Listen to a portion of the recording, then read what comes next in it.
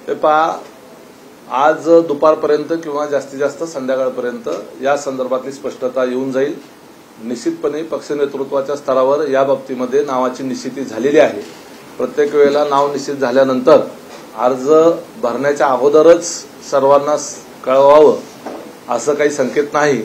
तरी सुद्धा या संदर्भानं लवकरात लवकर ती माहिती, ती बातमी आपल्यापर्यंत पोहोच केली जाईल याची दक्षता पक्ष घेईल। जशी एकीकडे चुरस लागलेली आहे राज्यसभेची, तसंच विधान परिषदेच्या जागांच्या संदर्भामध्ये सुद्धा सध्या चर्चा सुरू आहेत। आपल्याकडनं सुद्धा मुंबईतनं नाव देण्यात आलेलं आहे। महाविकास आघाडीमध्ये जरा वादविवाद दिसत आहेत। आपल्या इकडे कसं आहे, आलबेल आहे का, होतील सगळं व्यवस्थित? हे पहा, महायुतीमध्ये अजिबात कुठल्याही प्रकारचे वाद नाहीये। महायुती असेल किंवा महाविकास आघाडी याच्यामध्ये 3 पक्षांचं आणि त्याच्याबरोबर इतर लहान मोठ्या सहयोगी पक्षांचं सरकार आहे। निवडणुकीच्या पार्श्वभूमीवर ज्यांना यश मिळालेलं आहे त्यांच्याकडून काही वक्तव्य येत आहेत। आम्हाला अपयश मिळालेलं आहे, आमच्या अंतर्गत सुद्धा काही वेळेला काही खालच्या स्तरावरच्या कार्यकर्त्यांकडून वक्तव्य येत आहेत। परंतु या बाबतीमध्ये येणारी विधानसभा निवडणूक डोळ्यासमोर ठेवून आमच्यामध्ये कुठल्याही पद्धतीचा कुठलाही समज गैरसमज निर्माण होणार नाही याची काळजी घेतली जाईल। जे काही अंतर्गत मतभेदाचे काही विषय असतील ते समन्वय समितीसमोर मांडून त्या ठिकाणी त्याचं निराकरण केलं जाईल। आमचं लक्ष जे आहे ते विधानसभा क्षेत्र, जास्तीत जास्त जागा या विधानसभेला निवडून आणण्याच्या करता म्हणून आम्ही एक दिलाने काम करणार आहोत।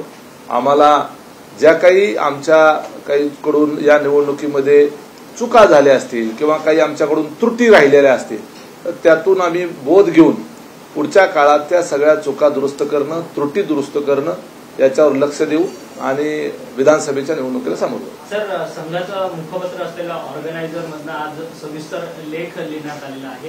त्यामध्ये लोकसभा निवडणुकीच्या पराभवाची सगळा आरसा जो आहे तो भाजपला दाखवण्यात आला। त्यामध्ये लिहिलंय की खरं तर भाजपने अजितदादांना सोबत घेऊन स्वतःचं ब्रँड व्हॅल्यू जे आहे तर कमी केलेला आहे। एकीकडे थेट संघाच्या वृत्तपत्राचा थेट रोख हा अजित पवारांवर आहे। हे पहा, संघाचं ते काही अधिकृत मुखपत्र आहे असं पण म्हणणार नाही, पण बऱ्यापैकी संघाच्या विचारधारेची भूमिका मांडणारं ते ऑर्गनायझर जे आहे ते नियतकालिक आहे। त्याच्यामध्ये ज्यांनी कुणी हा लेख लिहिलेला आहे त्यांच्याशी भारतीय जनता पार्टीचं शीर्षस्थ नेतृत्व किंवा भारतीय जनता पार्टी सहमत असेल असं मला वाटत नाही। अपयश आल्यानंतर त्याला वेगवेगळ्या पद्धतीची कारणं शोधली जात असतात। हेमंत बिश्व शर्मासारखा व्यक्तिमत्व काँग्रेस पक्षातून भारतीय जनता पार्टीमध्ये आल्यानंतर आणि त्यांना थेट मुख्यमंत्रीपदी विराजमान केल्यानंतर त्या ठिकाणी यश आलेलं आपण पाहतो। त्यामुळं अगोदर देखील अशाच पद्धतीचे आरोप हेमंत बिश्व शर्मावर यांच्यावर झालेले होते। अनेक नेते जे भारतीय जनता पार्टीमध्ये इतर पक्षातून आले त्यांच्यावर काही ना काही विरोधात असताना म्हणून आरोप केले जातात। एक गोष्ट लक्षात घेतली पाहिजे की राजकीय पक्ष ज्या वेळेला एकमेकाच्या विरोधात असतात त्यावेळेला एकमेकांच्या त्रुटी शोधून, त्यांना संधी शोधून आरोप केले जात असतात। आरोपाचा निष्कर्ष हा शेवटी त्याला कायदेशीर मार्गाने न्यायालयीन प्रक्रियेतून जर तो निष्कर्ष परत गेला तर त्याला त्या ठिकाणी आरोपी म्हणता येतं। परंतु राजकारणामध्ये या पद्धतीचे आरोप प्रत्यारोप होत असतात, अनेक जणांवर होतात, तर त्याच्यामध्ये अंतिम निष्कर्ष काय निघतो याच्यावर ते ठरत असतं। जे काही आपण आरएसएसच्या संदर्भात सांगितलं त्याच्यामध्ये बिलकुल तथ्य आहे असं मला वाटत नाही, कारण भारतीय जनता पार्टीची उत्तर प्रदेश आणि महाराष्ट्राच्या करता म्हणून त्यांची जी दिल्लीतली समन्वय समिती आहे त्याच्यामध्ये आरएसएसचे सुद्धा काही कोऑर्डिनेशन करणारी जे महत्वाची लोक आहेत ते देखील तिथं उपस्थित होते।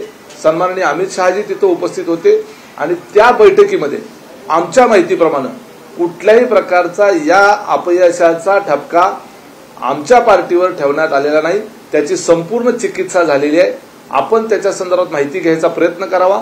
मी त्यांच्या समन्वय समितीमध्ये काय चर्चा झाली हे सांगणं उचित नाही, परंतु मी एवढं खात्रीने सांगू शकतो की त्या बैठकीमध्ये लॉंग टर्मच्या दृष्टिकोनातून दीर्घकालीन हेतू समोर ठेवून आणि अजितदादाचं महाराष्ट्राच्या सार्वजनिक जीवनातलं राजकीय पार्श्वभूमीवरचं महत्व लक्षात घेऊन दीर्घकालीन विचार करून त्यांना सोबत घेण्याचा निर्णय भाजपच्या शीर्षस्थ नेत्यांनी घेतलेला आहे आणि ते त्याच्यावर ठाम आहेत आणि कायम आहेत। सर, एकीकडे शाहू फुले आंबेडकरवादी पक्ष म्हणून तुमचा पक्ष तुम्ही सांगता आणि दुसरीकडे राज्यात मुसलमानांना शिक्षणात आरक्षण नाहीये. हायकोर्टाने निर्णय दिलेला आहे 5% आरक्षणाचा, परंतु त्याची अंमलबजावणी सरकारकडनं करण्यात नाही आली. परंतु एनडीएचे घटक पक्ष असलेले जेडीयू असेल, टीडीपी असेल, त्यांनी त्यांच्या राज्यामध्ये मुसलमानांना शिक्षणामध्ये आरक्षण दिलेलं आहे. त्यामुळे आता शाहू फुले आंबेडकरांच्या विचारांचं अनुकरण करणं तुम्हाला वाटतं का? आणि त्या पद्धतीने मुसलमानांना शिक्षणामध्ये 5% आरक्षण देण्याकरता राष्ट्रवादी काँग्रेस पक्ष सरकारकडे ह्या सगळ्या संदर्भातला पाठपुरावा करणार? हे पहा, शाहू फुले आंबेडकरांची विचारधारा, पुरोगामी विचारधारा म्हणजे फक्त मुस्लिम समाजाकरिता काहीतरी धोरणं आखणं किंवा त्यांच्याकरता काहीतरी विशेष अशी तरतूद करणं म्हणजे पुरोगामी विचार नाही.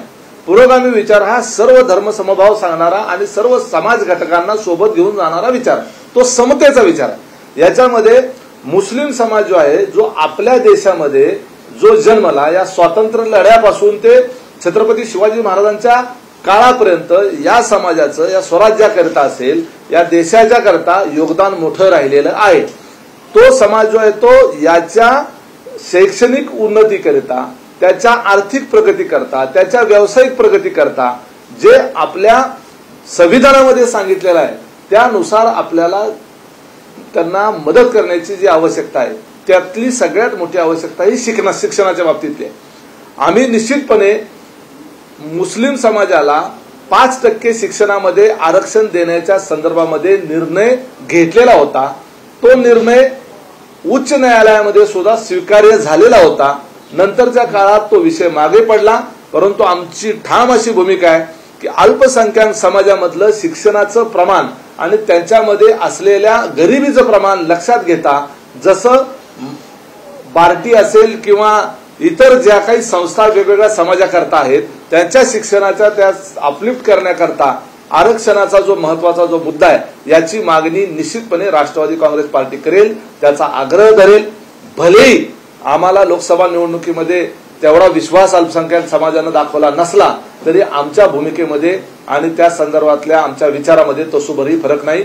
निश्चितपणे अल्पसंख्याक समाजाला 5% शिक्षणातलं आरक्षण मिळवून देण्याच्या करता राष्ट्रवादी काँग्रेस पार्टी आग्रही राहील.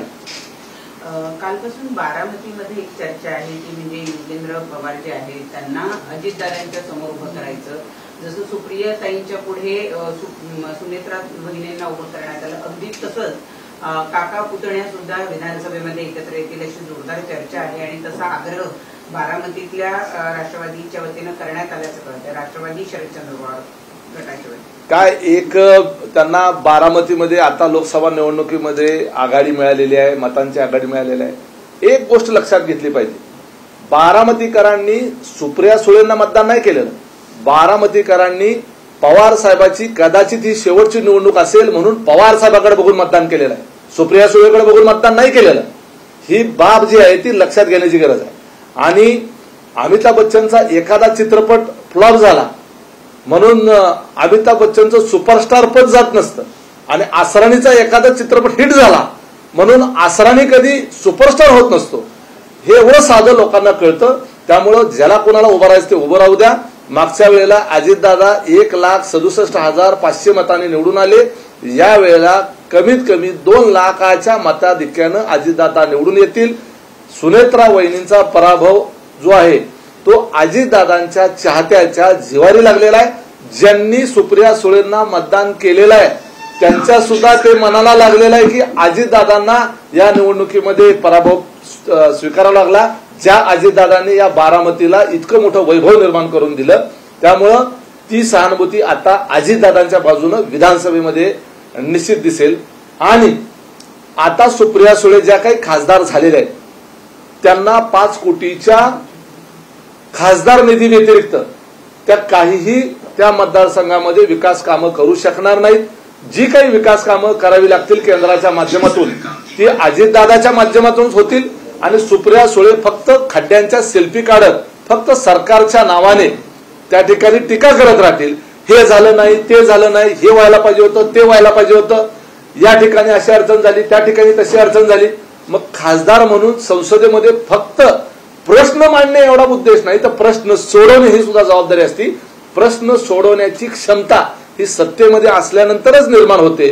हाच आमचा सांगण्याचा प्रयत्न होता, परंतु कदाचित आम्हाला तो नीट कन्व्हिन्स करता आला नाही. सुनेत्रा पवारांचा हाच पराभव लक्षात घेत कुठेतरी राज्यसभेवर पाठवा असे पुण्यातून असेल किंवा अनेक वेगवेगळ्या कार्यकर्त्यांना असे ठराव पास केलेले आहेत. तुमचं त्याला समर्थन आहे का? आणि सुनेत्रा पवारांचंच नाव निश्चित होतं अशा पद्धतीची माहिती मिळते, त्यावर पुढे शिक्कामोर्तब झालंय का? ते पहा, सुनेत्रा वहिनींचं जर राज्यसभेच्या करता पार्टीच्या हायकमांडनी सर्वसहमतीने नाव निश्चित केलं तर निश्चितपणे मी पवार कुटुंबाचा निष्ठावंत कार्यकर्ता म्हणून मला निश्चितपणे त्याचा आनंद होईल. पार्टीचा कार्यकर्ता म्हणून मला आणि सर्व कार्यकर्त्यांना त्याचा निश्चितपणे आनंद होईल. सर, रोहित पवार आणि जयंत पाटील यांच्यामध्ये कुठेतरी गुंतलेली असल्याचं पाहायला मिळतंय, काय त्याच्यावर? पहा की रोहित पवार हे अचानकपणे त्यांना मुख्यमंत्री पदाची स्वप्न पडायला लागली आणि रोहित पवारांच्या मार्गातले पहिले अडसर आहेत जयंत पाटील, दुसरे अडसर आहेत सुप्रिया सुळे. त्यामुळं रोहित पवारांना इतकी घाई झालेली आहे की झेडपीची टर्म संपत नाही तोपर्यंत त्यांना लगेच आमदार व्हायचं होतं. आमदार झाल्याच त्यांना मंत्री व्हायचं होतं. ते मंत्री होत नाही म्हटल्यानंतर राजीनामा देऊन भाजपमध्ये जाऊन काही वेगळ्या मार्गाने दुसरं काही मिळवतंय का ते प्रयत्न करायचा होता. इतकी रोहित पवारांना घाई झालेली आहे. ते महत्वाकांक्षा प्रत्येकाला असावी, इच्छाशक्ती प्रत्येकाला असावी, परंतु त्या महत्वाकांक्षानं पछाडलेलं व्यक्तिमत्व जर कुठलं असेल तर ते रोहित पवार आहे आणि ते आपल्याला आता जाहीरपणे दिसायला लागलेला आहे. त्यांच्या संघर्ष यात्रेच्या वेळेला सुप्रिया सुळे आणि जयंत पाटील यांनी दांडी मारली आणि सुप्रिया सुळेंच्या आणि अमोल कोल्हेच्या यात्रेच्या वेळेला त्यावेळेला रोहित पवारांनी दांडी मारली. त्यामुळं त्यांच्यामध्ये जी अंतर्गत स्पर्धा आहे, राहिलेल्या राष्ट्रवादीमधली जी अंतर्गत स्पर्धा आहे ही आता उघडपणे चव्हाट्यावर यायला लागलेली आहे आणि ते आता थोड्या दिवसामध्ये त्यांना आता असं वाटायला लागले की आता आमची सत्ता आलीच, ती तेवढ्यापुरती मर्यादित राहणार नाही.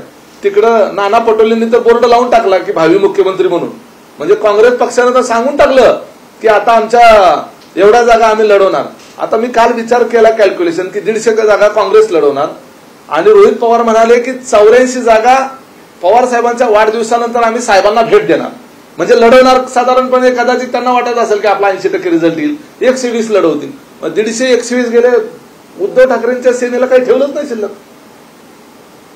म्हणजे यांनी दोघांतच आपापसात जागा वाटप करून घेतलेला आहे काँग्रेस राष्ट्रवादीनं. उद्धव ठाकरेला तर यांनी ठेवलेलंच नाही. त्यामुळं ते अशाच काहीतरी भंपक गोष्टी बोलत असतात, त्याला फारसं महत्व देण्याची आवश्यकता नाही.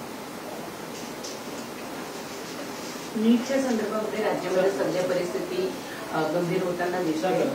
पालक जे आहेत आणि विद्यार्थी हे नाराज होताना दिसत आहे. राज्य सरकारनं तात्पुरती प्रवेश प्रक्रिया जरी थांबवलेली असली तरीही विद्यार्थ्यांचं अजून काही समाधान होताना दिसत नाही. ते पहा, राष्ट्रवादी काँग्रेस पार्टीची अतिशय स्पष्ट अशी भूमिका नीटच्या बाबतीमध्ये आहे. नीटच्या विद्यार्थ्यांचं कुठल्याही परिस्थितीमध्ये नुकसान होता कामा नये ही आमची त्या ठिकाणी मागणी राहील आणि जो काही त्या परीक्षेच्या संदर्भाने गोंधळ झालेला आहे किंवा पेपर फुटला गेला अशा पद्धतीच्या बातम्या आलेल्या आहेत किंवा जो काही त्यात गडबड झालेली आहे या बाबतीमध्ये चौकशी करण्याच्या करता सुप्रीम कोर्टाने जी समिती नेमलेली आहे त्या समितीचा अहवाल जो आहे तो आल्यानंतरच त्या बाबतीमध्ये जर आता ही बाब न्यायप्रविष्ट झालेली आहे तर त्याच्यावर भाष्य करणं योग्य होईल. परंतु राज्य सरकार आणि केंद्र सरकार या दोघांची भूमिका जी आहे ती विद्यार्थ्यांच्या बाजूने असली पाहिजे आणि लाखो विद्यार्थ्यांनी जी परीक्षा दिलेली आहे त्यांना पुन्हा परीक्षा द्यायची वेळ येऊ नये एवढी काळजी मात्र या संदर्भाने घेतली पाहिजे ही आमची पक्ष म्हणून निश्चितपणे भूमिका आहे. आम्ही मुश्रीफ साहेब त्या विभागाचे मंत्री, राज्याचे मंत्री आहेत, तर त्यांच्याही कानावर ही बाब आम्ही घातलेली आहे आणि ते देखील त्या दृष्टिकोनातून विद्यार्थ्यांचं नुकसान कसं होणार नाही, विद्यार्थ्यांना पुन्हा परीक्षा द्यावी लागणार नाही याच्या संदर्भात ते निश्चितपणे केंद्राच्या संबंधित यंत्रणांकडे पाठपुरावा करतील. एक हिंदी प्रश्न आहे, हा राकेशने विचारायला सांगितलेला आहे. कल मुख्यमंत्री एकनाथ शिंदे ने कहा है कि चुनाव में 400 पार का जो नारा दिया गया था बीजेपी की ओर से उस वजह से जो है दिक्कत हो गई और उसी का जो भुगतान है वो इस तरीके से भुगतना पड़ा है. आपको क्या लगता है? देखिए, ये बिल्कुल सही है. माननीय मुख्यमंत्री जी के जो उन्होंने बयान दिया है उससे बिल्कुल राष्ट्रवादी कांग्रेस भी पार्टी भी सहमत है. हमारे वर्धापन दिन के जो समारोह में प्रफुल्ल पटेल साहब, हमारे अध्यक्ष साहब और बहुत जनों ने इस बारे में जिक्र किया कि एक्चुअल में परिस्थिति वैसी नहीं थी, वो इंटेंशन नहीं था, लेकिन उसी चीज को कोई भी पार्टी ज्यादा से ज्यादा सीटें हमारी आनी चाहिए।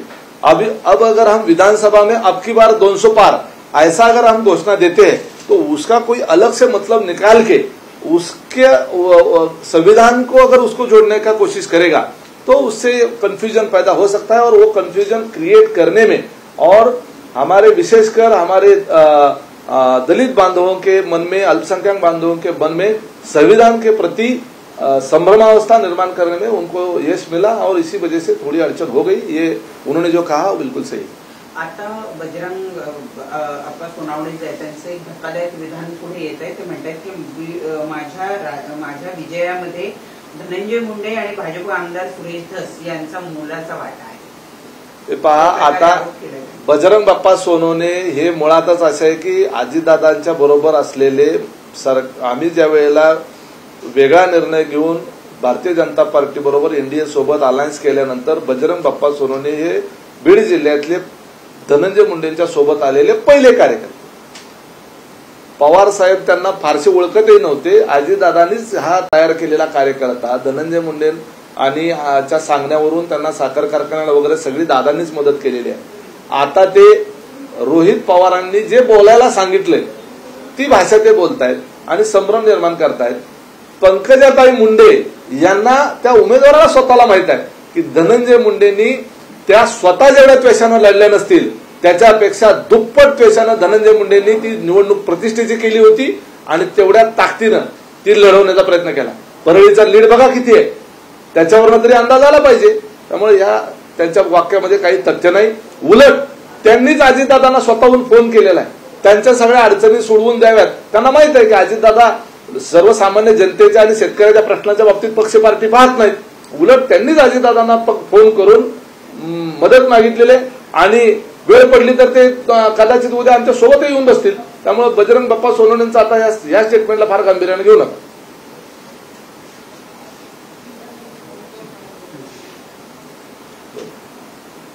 कट केलं तो आपला एक मुद्दा राहिलाय जितेंद्र आव्हाडचा। ते काय झालं, त्यांनी डायरेक्ट प्रश्न चालू केले, ऍक्च्युअली मी त्याच्यापासून सुरुवात करणार। परत रोल करा। जितेंद्र आव्हाड यांनी एक विधान केलेलं आहे वर्धापन दिवसाच्या जे भाषण सुरू होतं त्याच्यामध्ये की 4 वेळा वेड बनवलं आणि 5व्यांदा सोडून दिलं। अजित पवारांना उद्देशून हे वाक्य होतं। जितेंद्र आव्हाड हे सातत्यानं सेल्फ गोल करतात हे आता आपल्या सर्वांच्याच लक्षात आलेलं आहे।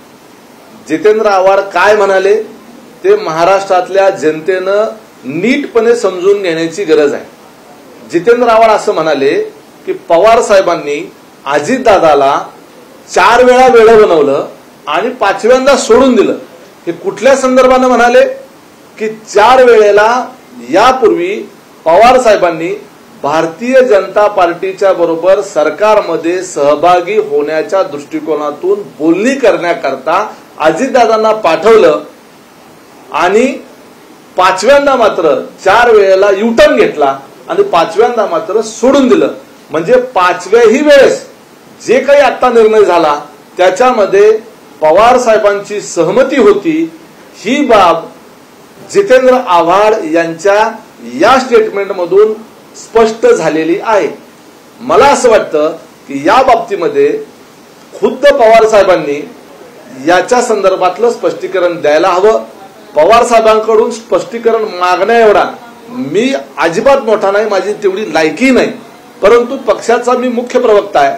त्यामुळं जे काही अजितदादांना विलन बनवण्याचा सातत्यानं प्रयत्न केला गेला, अजितदादा पवार साहेबांच्या विचाराच्या विरोधात जाऊन परस्पर भारतीय जनता पार्टी बरोबर त्यांनी सरकार स्थापन केलं। हे जे काही 42-43 आमदार आले, मंत्री सोबत आले, ते परस्पर पवार साहेबांचा विचार डावलून गेले।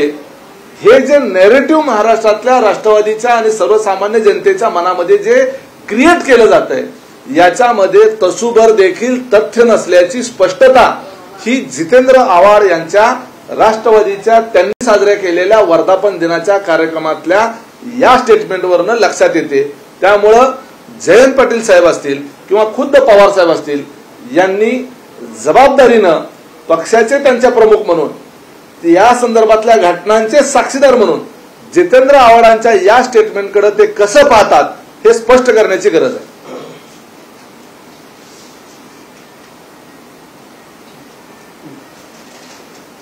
अंजली दमाने काय नवीन काय नाही का तुम्हाला माहिती? कालची ती काल म्हणली आहे की अजित पवारांना काहीच भविष्य नाही, अजित पवारांचा आता भविष्य अंधकारमय झालेला आहे. मला ना तुम्हाला दाखवू का तिथली? माहित नाही रोल का नाही सांगतो ना.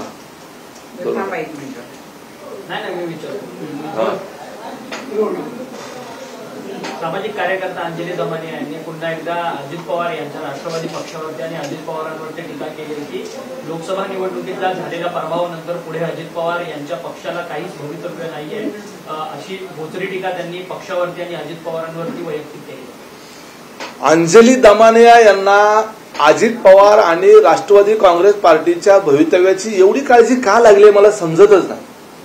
त्या उठसूट फक्त आणि फक्त अजितदादांना टार्गेट करतायत. त्या सामाजिक कार्यकर्त्या आहेत असं तुम्ही म्हणताय. त्या कुठली निवडणूक तर लढलेल्या नाहीत, त्या साध्या ग्रामपंचायतीचे सदस्य नाहीत, सरपंच नाहीत, कुठेही नगरसेवक नाहीत, पण तरीही त्या सामाजिक कार्यकर्त्या आहेत. मग समाजकार्याच्या दृष्टीनं आता डोंबिवलीत एवढी दुर्घटना झाली, त्या ठिकाणी घाटकोपरला एवढी मोठी दुर्घटना झाली, पुण्यातली दुर्घटनेच्या बाबतीत त्या बोलल्या, उजनीच्या तिथे दुर्घटना झाली, त्या समाजाच्या वेगवेगळ्या प्रश्नाच्या संदर्भानं काहीच बोलत नाहीत. त्यांना स्पॉन्सर्ड केलं गेलेलं आहे फक्त अजित पवारांच्या विरोधात बोलण्याच्या करता. म्हणून माझी गृहमंत्र्यांना विनंती आहे की अंजली दमाने या कुणाची सुपारी घेऊन कारण नसताना अजितदादाच्या माध्यमातून एक प्रकारे राज्य सरकारला बदनाम करत आहेत. अजितदादा म्हणजे राज्य सरकारचे घटक आहेत, ते शासन आहेत, मुख्यमंत्री हे शासन आहेत, देवेंद्र फडणवीस हे शासन आहेत, आणि यापैकी फक्त अजितदादांना त्या टार्गेट करताना दिसत आहेत. त्याच्या मागं कुणाचा नेमका काय हेतू आहे हे समजून घेण्याची आवश्यकता आहे. अजितदादांचा निवडणुकीमध्ये 1 खासदार निवडून आलेला आहे, सोबत 42 आमदार त्यांच्या सोबत आहेत. त्यामुळे अजितदादांच्या भविष्याच्या संदर्भामध्ये काळजी घ्यायला राष्ट्रवादीचे कार्यकर्ते खंबीर आहेत. त्यामुळं आपण अजितदादाच्या बाबतीत काळजी करू नये. असंच अपयश जे आहे ते भाजपला सुद्धा मिळालेलं आहे, असंच अपयश उद्धव ठाकरेंच्या शिवसेनेला देखील मिळालेलं आहे. आणि त्यामुळं इतर कुठल्याही पक्षाच्या अपयशाबद्दल न बोलता त्या अजितदादाच्याच अपयशाबद्दल का बोलतायत हे शोधण्याची आवश्यकता आहे. त्यामुळे त्यांचं कॉल रेकॉर्डिंग तपासलं पाहिजे आणि त्यांचा सीडीआर चेक केला पाहिजे आणि त्यांचे लोकेशन तपासले पाहिजे की त्यांचा बोलवता धनी कोण आहे.